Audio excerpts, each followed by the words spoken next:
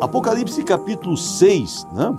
No Apocalipse capítulo 5, aliás, capítulo 4, começa a falar sobre o trono da divindade, o trono de Deus.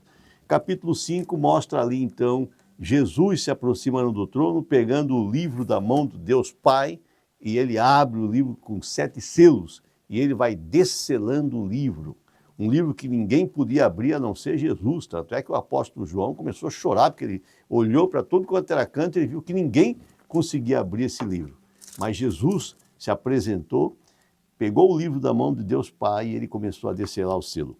Então aqui ele começa o primeiro selo.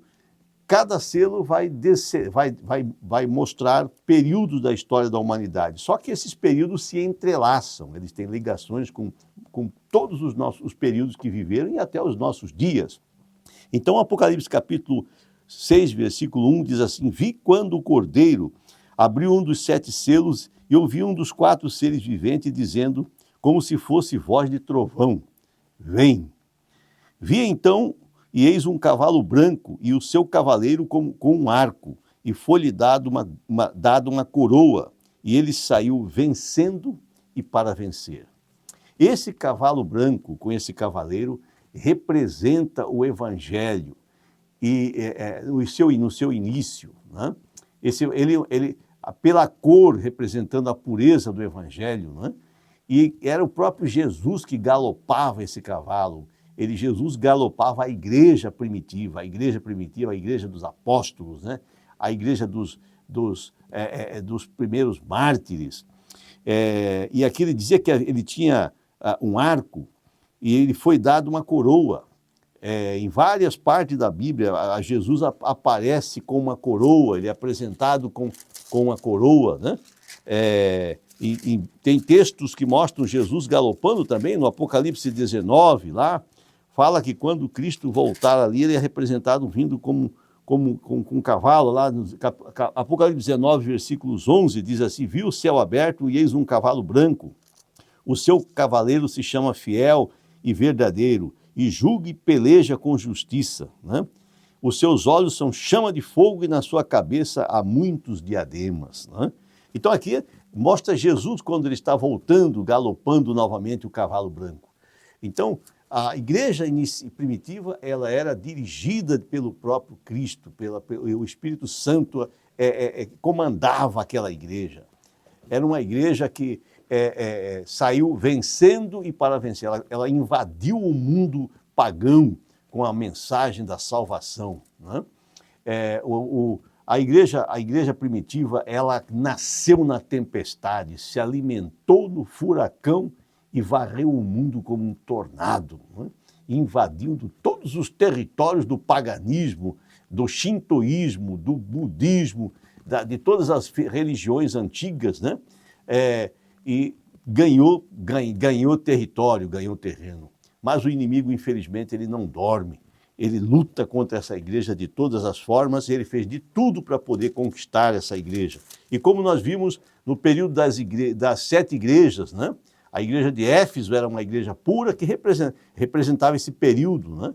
Depois, o inimigo começou então a entrar sutilmente, trabalhando a mente de pessoas de dentro da igreja e ganhou liderança, né? Até o ponto de que muitos dos líderes já não eram puros, pessoas entravam na igreja com interesse, como tem hoje, de ganhar dinheiro, de posição, de posse. A igreja se tornou uma oportunidade. Por isso, no segundo selo, já diz ali, né, versículo 3, quando abriu o segundo selo, ouvi o segundo ser vivente dizendo, vem. E saiu outro cavalo, vermelho, já mudou a cor do cavalo. E o seu cavaleiro foi-lhe dado a tirar a paz da terra, para que os homens se matassem uns aos outros. Também lhe foi dado uma grande espada. Aqui nós vemos que a igreja já não era galopada mais por Jesus, né? Era um outro cavaleiro. E a cor do cavalo era vermelho, que representava aqui cor de sangue, né? E ele lhe foi dado uma grande espada, que é símbolo da guerra, do conflito, né? Então, a igreja começou, nos períodos em que começou a entrar a apostasia, o mundanismo, o paganismo começou a entrar na igreja, também começou a entrar os conflitos. a Europa, que foi o palco da existência inicial da igreja, ali houve muitos conflitos e guerras, né? Muitas pessoas morreram por guerras religiosas, guerras de conquistas, né? Pela ganância dos reis europeus. Quando se estuda a história da Europa, você vê ali, é uma história sangrenta, né? É um emaranhado de conflitos, de dor e de sofrimento que a humanidade sofreu por séculos, né?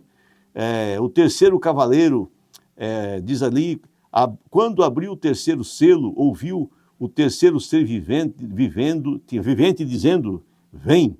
Então vi e eis um cavalo preto e o seu cavaleiro com uma balança na mão.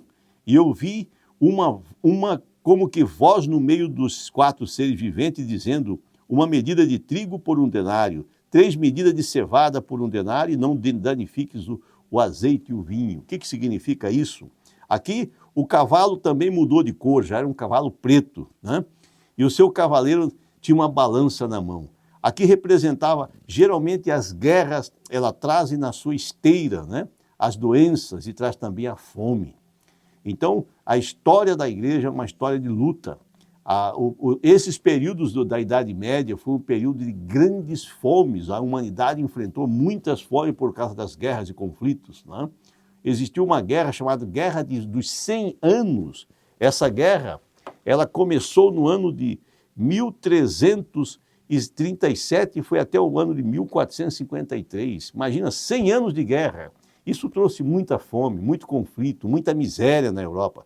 Teve uma guerra também dos 30 anos, que foi já no século XVII, começou em 1638 e foi até 1649, que causou 8 milhões de mortes. A Guerra dos 100 Anos produziu 3 milhões e 500 mil mortes, né? Naqueles países. Então, quando o Espírito de Deus se afasta, Satanás só traz esse tipo de coisa, conflitos, né? Guerra e a fome. Aqui dizia uma medida de trigo por 1 denário. O denário era uma moeda que nos tempos apostólicos, né, era a moeda de um dia de trabalho. O trabalhador tinha que trabalhar um dia inteiro para poder ganhar 1 denário, né? Seria mais ou menos hoje aqui nos Estados Unidos o trabalho muitas pessoas trabalham o dia inteiro para ganhar $120, outros $150, outros $200. A média aí é $150, né? Ou $200 por dia. Você imagina você ir no mercado e ter que comprar aí, uma medida seria ali, vamos colocar 1 quilo, aqui é uma libra, né? Que é menos de 1 quilo de trigo. Você comprar 1 quilo de trigo por $150, né? Seria terrível. Mas eles viveram isso. 3 medidas de cevada, seria de 3 quilos de cevada por 1 denário. A cevada era mais barata porque era usada pelos pobres e pelos animais, né? Mas também seria muito caro as pessoas terem que trabalhar, usar o dinheiro de um dia inteiro de trabalho para comprar apenas 3 medidas de cevada, porque as pessoas não comiam só pão, né? Tinha que comer outras coisas, tinha outras necessidades. As crianças precisam de roupa, de calçado, de remédio, de outras coisas, né? Então você imagina a situação que viveu. O mundo teve muitas e muitas fomes. A Irlanda sofreu uma grande fome histórica que expulsou muitos irlandeses do século XVII para os Estados Unidos. A Itália passou por muitas guerras e fomes e conflitos, né? A Europa inteira foi sacudida por isso, né?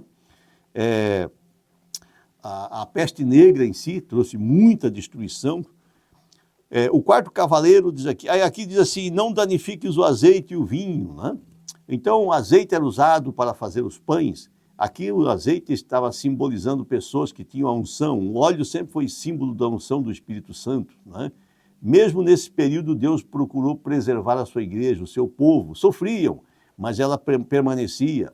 A sua igreja, o Espírito Santo, ele estava protegendo grupos como os valdenses, os huguenotes, né?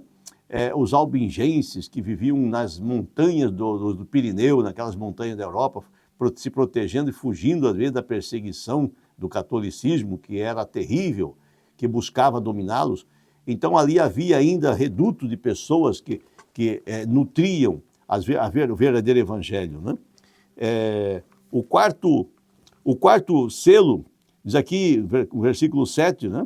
Quando o cordeiro abriu o quarto selo, ouvi a voz do quarto ser vivente dizendo, olhei, e eis um cavalo amarelo, seu cavaleiro sendo este chamado Morte, e o inferno estava seguindo, e foi-lhe dado autoridade sobre a quarta parte da terra para matar a espada, pela fome, pela mortandade e por meio das feras da terra. A outra tradução que diz onde fala mortandade, fala peste, né? Então esses três elementos, a espada, né, a fome e a peste, grampeava pessoas e destruía por todos esses períodos, né? Então ali foi o período que começou quando a Igreja Católica decretou o período de 1300, no século XIII, né? A chamada Santa Inquisição, tinha coragem de chamar de santa uma coisa que levava as pessoas à destruição e à morte, trazia sofrimento, né? Gerava muitas mulheres viúvas e famílias inteiras destruídas. E nesse mesmo período em que ela começou perseguir que eles chamavam de hereges, as pessoas que não concordavam com a igreja, então eram chamados de hereges. Então ali começou também a peste negra, que nós já falamos, né? A peste bubônica, e essa peste então dizimou mais de 50% da população europeia. Foi um período terrível. Então a espada representando a guerra, né? A balança ali estava mostrando então a fome e agora a peste, né? As doenças.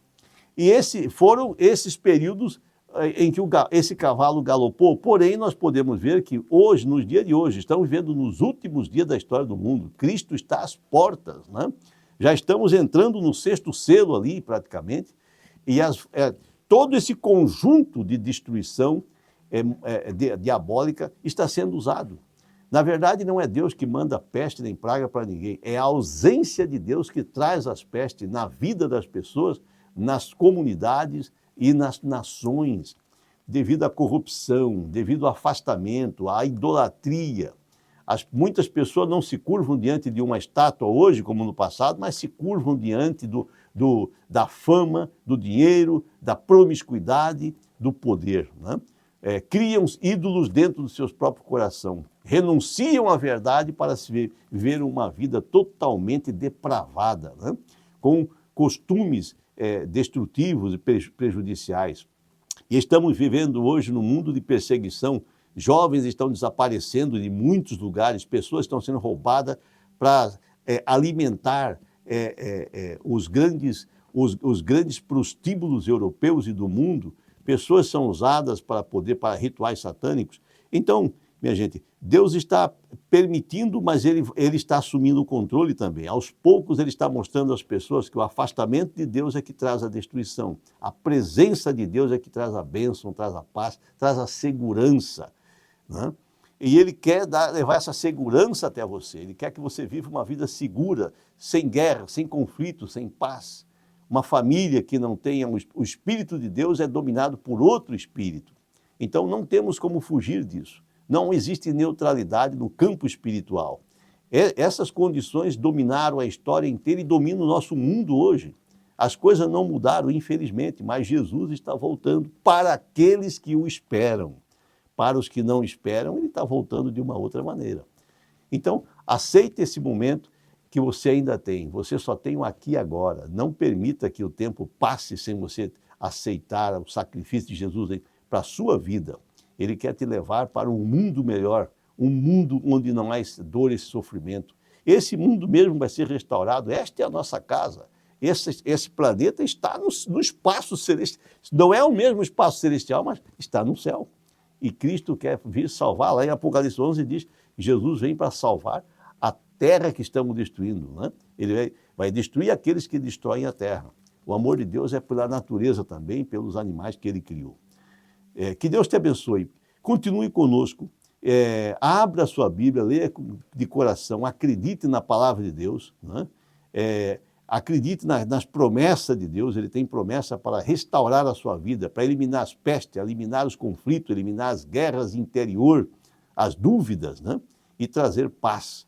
Apenas basta aceitar, abrir o seu coração e o Espírito de Deus tem poder para botar para correr todos os cavalos do inferno que trouxeram o inferno para a sua família, para a sua comunidade, para a cidade. Que Deus abençoe, que você possa ter uma vida diferente, sabendo que você tem ao seu lado um Deus que quer te salvar, muito mais do que pessoas, só Ele sabe exatamente aonde está a sua dor.